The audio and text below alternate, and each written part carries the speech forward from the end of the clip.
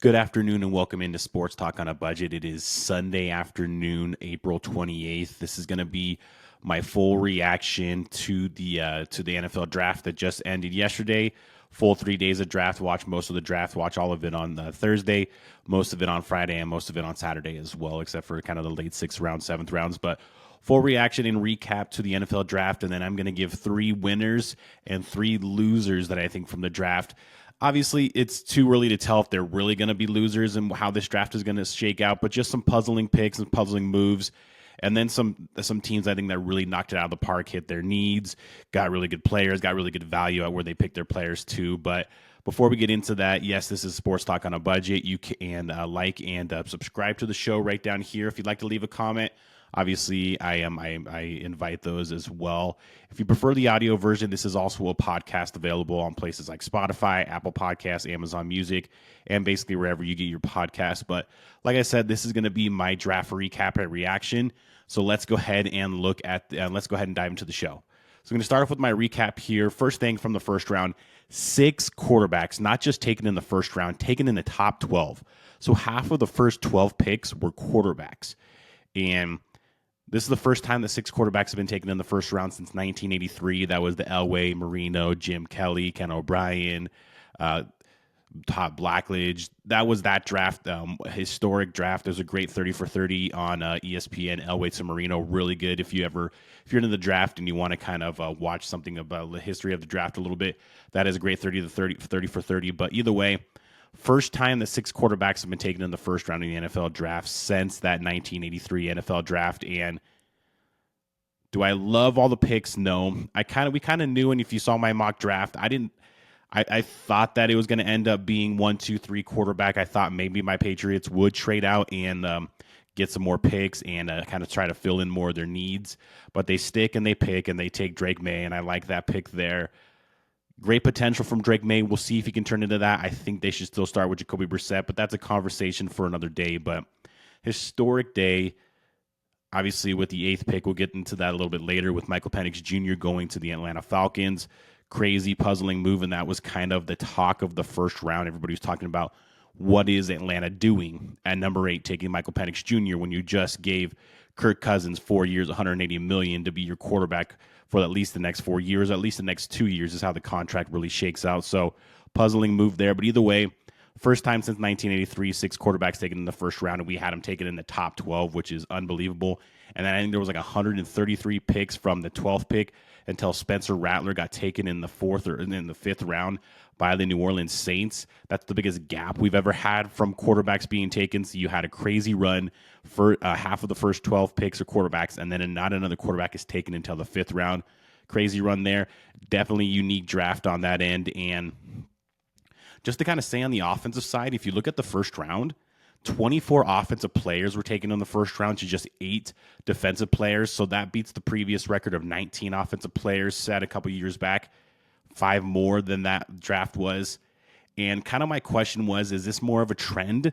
Yes, we know that the league has become more offensive, not just with the rule changes that have favored the offense, but with the way the quarterbacks are played and how they're brought in from rookies, and just how teams want to win these days is scoring points. And when you don't really have an above average, a good to great to elite quarterback, you really don't have a chance in this league. So is this more of a trend? Is it going to be even more of an offensive league going forward than it already is? Or is this kind of just a blip? This was a crazy year.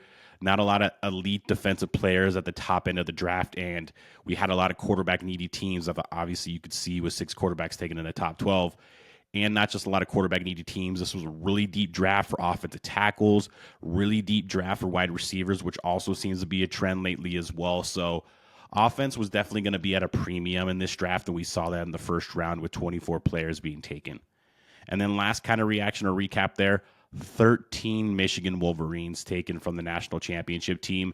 That is the 3rd most players taken from one team in an NFL draft.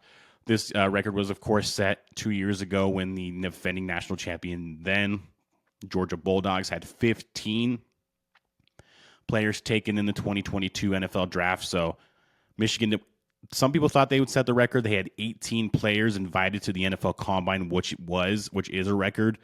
Not all 18, of course, got drafted, but 13 of the 18, that's still a very good number. And Michigan, very good team this past year. That was kind of my question mark with J.J. McCarthy a little bit.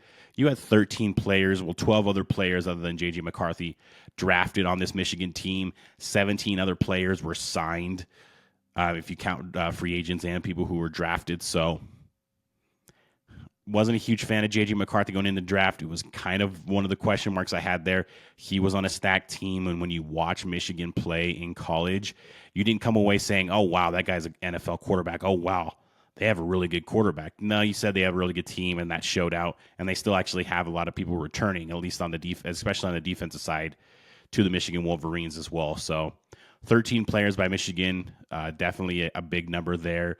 But wanted to more kind of get into my winners and losers of the draft, because I think this is where we can see just some of these teams that really needed to knock down some of their needs and get some good value picks. They really kind of knocked it out of the park. And the first team I'm going to look at is the Washington Commanders.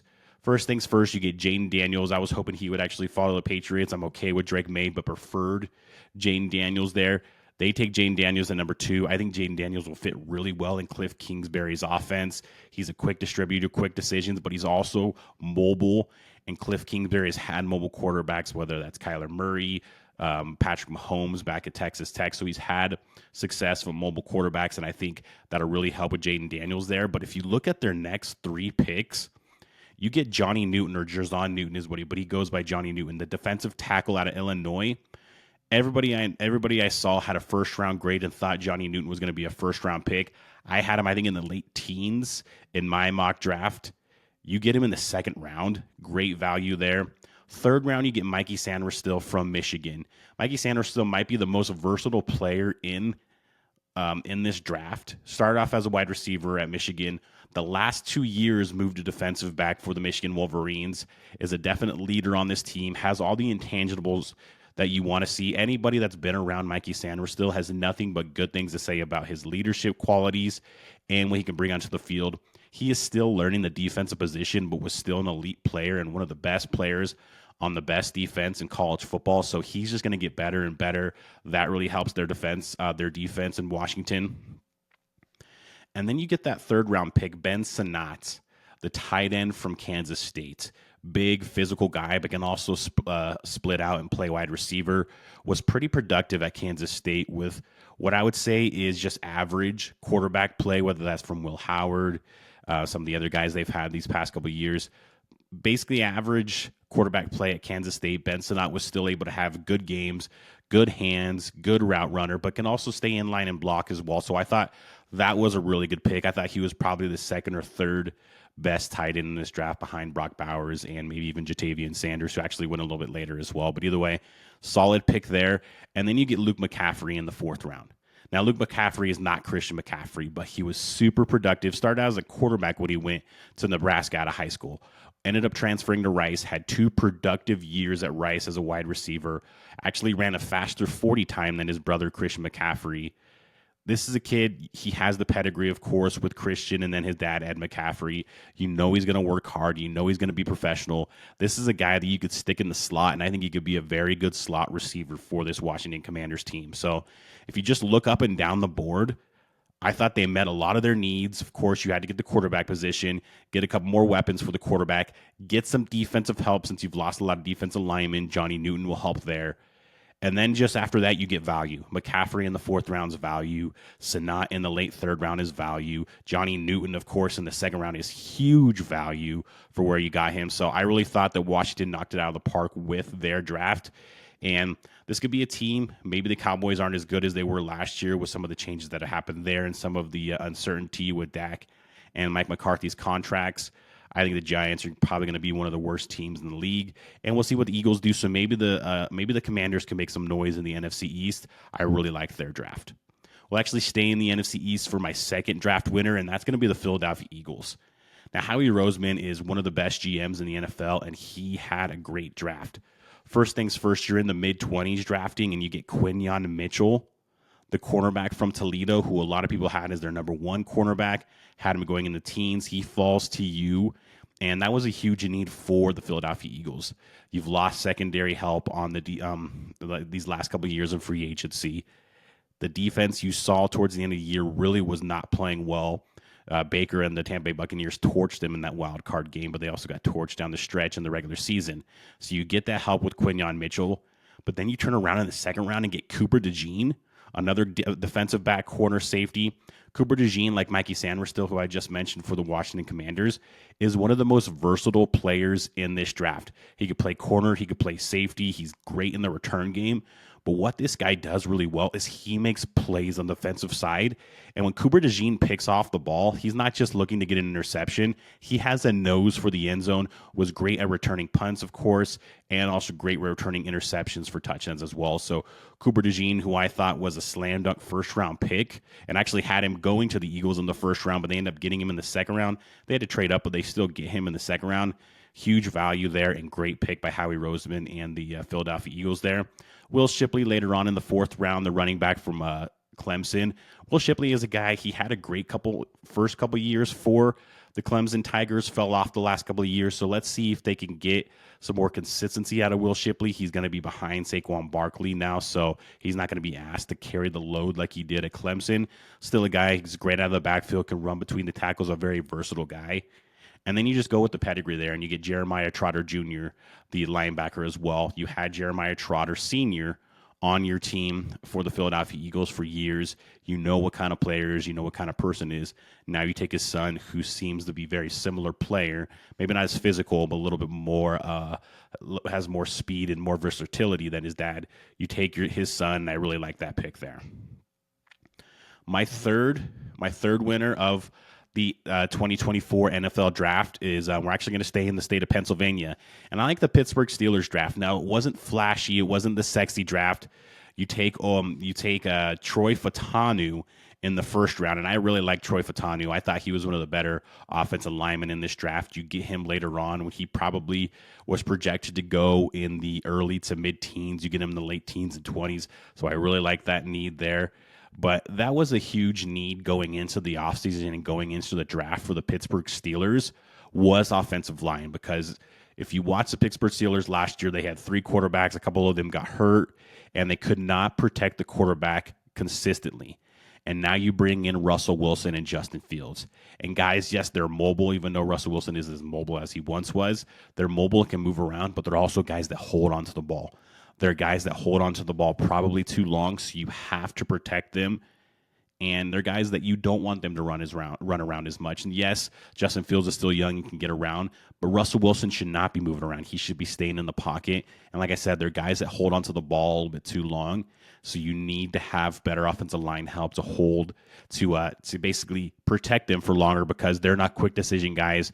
They're not guys that are going to get the ball in their hands in 1 to 2 to 3 seconds. It's going to be more 5-6 seconds, scramble around and then try to make a play, and that could put a lot of pressure on the offensive line. So that's why you got to get offensive line help, and you have a guy like Fautanu there, who was one of the best offensive linemen in the country and was on a very good offensive line in Washington that protected Michael Penix very well, who's one of the least sacked quarterbacks in college football. You get center Frazier from Duke. You get the guard McCormick. So you fill out your offensive line. You know that there was needs there, and that's, to me, that's why I have these three teams as winners. Not only did they address their needs, but they got good value at each pick basically in the first 4 rounds. And then when you look at the Pittsburgh Steelers, you get some more wide receiver depth after losing Deontay Johnson to the Carolina Panthers, and you get Roman Wilson, the wide receiver out of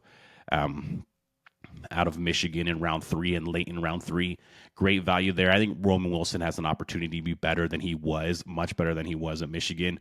Wasn't asked to do a lot of Michigan. They didn't throw the ball a lot. They didn't have to. They ran the ball down people's throats, and they played really good defense. But I like the skills that Roman Wilson has. But like I said, Pittsburgh addressed their needs, knew exactly what they needed to do. First 4 rounds, you get 3 offensive linemen. Huge and great job there, and great job addressing those needs for the Pittsburgh Steelers. This is a team, yes, they play in a tough division in the AFC North, but if they can get some decent play out of Russell Wilson or Justin Fields, they could be a team that vies for a playoff spot once again. And then, of course, when there's winners, there are losers of the NFL draft. And now, only one of these teams I really think kind of messed up the draft especially early on. The other two teams kind of just had more of a puzzling draft and just made some moves that were a little bit head scratchers, especially at the top of the draft. But we'll start with the team that I thought really kind of made the most biggest missteps early on in the draft. And this is going to be an obvious one, and it's probably going to be a lot of people out there who are talking about the draft. This is probably going to be one of the first teams they talk about recapping the draft, and that's the Atlanta Falcons. Listen, this is not about Michael Penix Jr. I like Michael Penix Jr. a lot. I had him as my fourth ranked quarterback in this draft, and I think he might be the most NFL ready quarterback because of the time he's played in college and the style of play he played in college. So it's not about Michael Penix Jr. I think he could be a good pro, but he is not a guy that you're going to put and sit and wait. He's going to be 24 years old in a couple weeks here. I think it was like early May he turns 24 years old. And you draft him, and Terry Fontenot, the GM, literally said the next day, we don't care if he has to wait 3, 4, 5 years. Till what, he's 28, 29, and you're not going to put him on the field? You draft him after you just overpaid, in my opinion, Kirk Cousins this offseason. You overpaid for Kirk Cousins, and now is it maybe a little buyer's remorse on Kirk Cousins? Maybe you thought you overpaid for him a little bit too much. 36-year-old quarterback when the season starts, coming off an Achilles injury, and has always just been a solid, not great, or elite quarterback. Is there a little bit of buyer's remorse there from the Atlanta Falcons that they're never going to come out and publicly say? Maybe that's the case, but I just don't understand it. I don't understand it. Penix, if you were going to take a guy to sit behind your quarterback and learn, you should have taken a guy like J.J. McCarthy. He's a guy, he started for 2 full seasons basically at Michigan, but still a guy that didn't make a lot of big throws or wasn't asked to do a lot in college, so he could sit behind a pro's pro in Kirk Cousins and learn. But you take a guy like Michael Penix, who has played 5 years of college football, started 4 of those 5 years almost all season. He had some season-ending injuries in Indiana, but he's going to be 24 here in a couple weeks. He's not a guy that you're going to sit for a while. And to be honest, with Kirk Cousins rehabbing and still coming off of that Achilles injury, I think Michael Penix can push him in training camp to be the potential starter, especially the guys like Drake London and Kyle Pitts. They got Rondale Moore. You have Bijan Robinson and Tyler Algier out of the backfield. They have a ton of weapons, and Michael Penix Jr. is a good distributor. He just played at the University of Washington with 3 NFL wide receivers and distributed the ball very well to all 3 of those receivers as well. So I think he could push Kirk Cousins. So if he ends up pushing Kirk Cousins, are you just obligated to make sure that Kirk Cousins starts early on just because you're paying him all that money? What kind of controversy could that be? Would that kind of separate the locker room a little bit if they could see Michael Penix Jr. is the better player, but you're playing Kirk Cousins because of the money you're paying him? I just think this could cause way too much issues and way too much headache in the locker room. You could have taken, like I said, J.J. McCarthy, or waited to take a quarterback later in the draft, like a Spencer Rattler or a Michael Pratt, that could have sat behind Kirk Cousins and learned. But no, you take the second oldest quarterback in the draft behind Bo Nix, and a guy who is NFL ready, who's not going to want to sit there for 2 years. So if I'm Michael Penix Jr., obviously you're happy to be in the NFL, but that situation isn't ideal. And if you're an Atlanta Falcons fan and the Atlanta Falcons organization, what are we doing here? What are we doing here? You don't plan on picking in the top 10 ever again, and that's what you said this offseason by signing Kirk Cousins. This is your last opportunity to pick in the top 10, and that's what you do. Hopefully your last opportunity in what you guys are hoping for, and that's what you do. You take a guy who I think is ready to start week 1 and could push Kirk Cousins. So this will be interesting to watch this offseason and training camp, of course, and preseason, and we'll see what happens there, but just a very puzzling pick and just something I didn't understand. And then you overdraft a defensive tackle in the second round in Ruke. I'm going to try to say it, Ororu or something. I'm not going to, but Ruke, the defensive tackle from Clemson. This guy had a 3rd, 4th round grade. You take him about midway through the second round. So these first 2 picks for the Atlanta Falcons, you reach into the second round for the defensive tackle from Clemson when you probably could have got him later or gotten better defensive tackles or better value at that time you took him. And then that puzzling pick with Michael Penix Jr. And then in the 6th round, you take Casey Washington, the wide receiver from Illinois. That guy was ranked out in like the 340s, 350s from most NFL draft experts. that means he's probably not going to get drafted. He was very low on the list. And if you're going to take a wide receiver in the 6th round, there was better value. Brendan Rice was still on the board when most people had him as a late 2nd, early 3rd to mid 3rd round grade. A lot of other guys to take there, and you take Casey Washington. So that was kind of a puzzling pick, too. Just kind of a puzzling pick from the Falcons all across the board. Obviously, it could work, and I could be wrong about all these picks. Michael Penix Jr. could come in, maybe sit for a year or two, take over for Kirk Cousins in 2 years, and it's a seamless transition, and they're still a very successful team. I would doubt that. I think that there's going to be some friction in those first couple of years, but I could be wrong, and the second-round defensive tackle out of Clemson could be a good player, and maybe Casey Washington makes the team and makes a difference at wide receiver for them. Who knows, but just a puzzling draft from the Atlanta Falcons. And they were kind of the main losing team, in my opinion, from this draft. These next 2 teams that I have listed, just kind of question marks about what they were doing, especially near the top. And that's why my second team is going to be the Buffalo Bills. The Buffalo Bills traded back twice in the first round and actually traded out of the first round by trading their the second time they traded in the first round. And not only that second trade they made in the first round, they go out and they get the first pick of the second round, which is fine, whatever. But actually, it was the first trade they made. They trade back in the first round, and you trade to the Kansas City Chiefs. I know that draft's different. You're not trading players. You're trading picks, and you'll see what they do. But if I'm the Buffalo Bills, you made the trade, 6 years ago with the Kansas City Chiefs, and that turned into Patrick Mahomes. And now you're going to make another trade. The Kansas City Chiefs are obviously the best team in the league. They're the team that everybody is chasing. And if you're the Buffalo Bills, they're the team that you've been chasing for basically 5 years now. You could beat them in the regular season, but you can't beat them in the postseason. What are you doing making a trade with them? I wouldn't even have taken the call.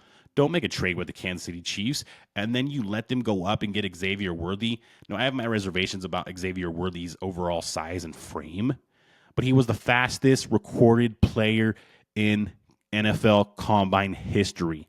Faster than Chris Johnson, faster than John Ross, faster than anybody, faster than Tyreek Hill, faster than anybody in NFL Combine history, and you let him go to Patrick Mahomes and Andy Reid and the Chiefs?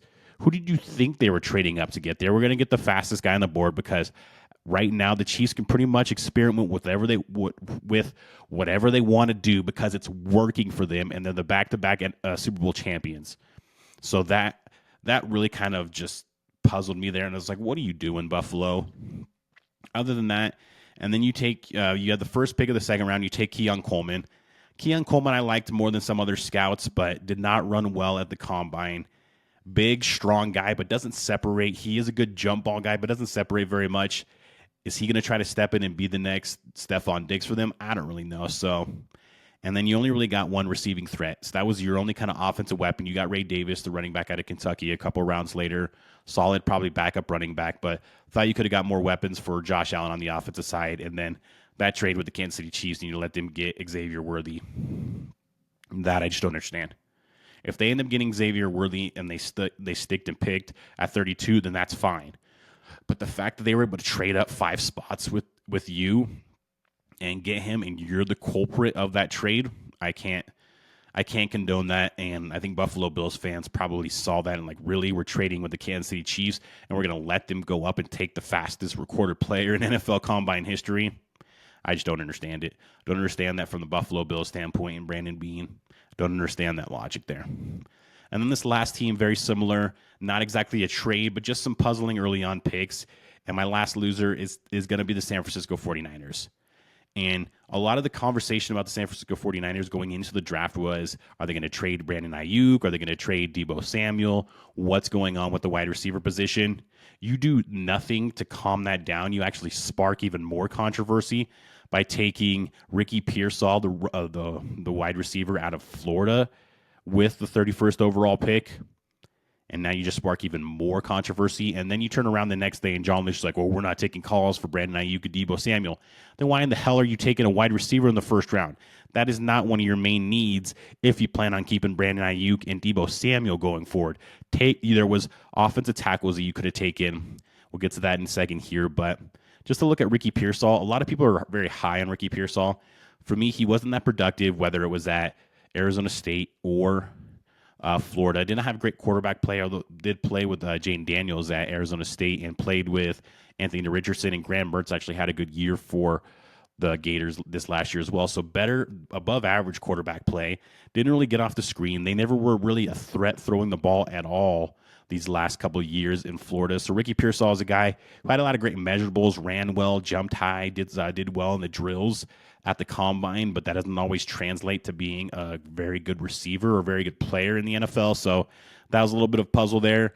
The offensive tackle Puny you take in the third round, most people are talking, and most scouts are talking about that he is probably going to have to move to guard or center in the NFL. Maybe he's not good enough to play at the tackle position, and you need a right tackle on the other side of Trent Williams. That was kind of a secret, like kind of an unsung issue that people didn't talk about a lot with the San Francisco 49ers. Their offensive line outside of Trent Williams was not good last year. Was not good, but it was kind of hidden behind Trent Williams. And then when you have a guy like Christian McCaffrey, who was just the stud and the best running back in the league that can hide a lot of those issues, they didn't get a true right tackle to go on the other side of Trent Williams. They got a guy who's probably going to end up playing more guard rather than tackle. So just a puzzling pick there. The cornerback Green you took later on was a little bit of an overdraft. He was ranked about a round or two behind where they actually took him. But it's more of you spark more of the wide receiver rumors. You get a guy who I think is a little bit of a project, the wide receiver position, has the skills, but no one knows if he can actually turn that into being actual productive wide receiver in the NFL. And you don't get a clear right tackle to put on the other side of Trent Williams. And those offensive line issues, especially at the right tackle position, are still question marks. You don't answer them there. You didn't really answer them in free agency. So kind of a question. They had some other good picks, but just some other questionable picks early on. And the fact that you kind of spark up the wide receiver rumors and then you try to shut them down the next day, even though they're swirling like crazy. So just a weird draft from the San Francisco 49ers, especially early on in the first 3 to 4 rounds. Either way, not a bad draft for them, but I would have them as one of my draft losers along with the Buffalo Bills just because of the early on choices that they made. But either way, that's my draft recap and just kind of the winners and losers from the draft. Overall, this past draft, very, very offensive heavy, and we kind of knew this going into this 2024 NFL draft. There was going to be a lot of good quarterbacks, especially at the top, good wide receivers all throughout the draft, good offensive linemen, especially at the tackle position, all throughout the draft, decent running backs that you could get later on, and there was a run of running backs in the 3rd, 4th, and 5th round, a lot of running backs taken in that time, but is this offensive momentum more of a trend or a blip? That was a question I asked earlier on. Don't know exactly there, but that was my overall recap and winners and losers from the NFL draft. Love that time of year. Love the draft time of year. We'll see what these teams can do, whether I thought they won or lost the draft, to actually turn this into success going forward. But either way, that has been my show today. Thank you for watching and listening. Of course, this is Sports Talk on a Budget. My name is Cody. I'll always be your host. If you prefer the video version, it is always available on YouTube under Sports Talk on a Budget. If you like the audio version, also under Sports Talk on a Budget. Basically, wherever you can find your podcast. Thank you again for watching and listening, and have a great day.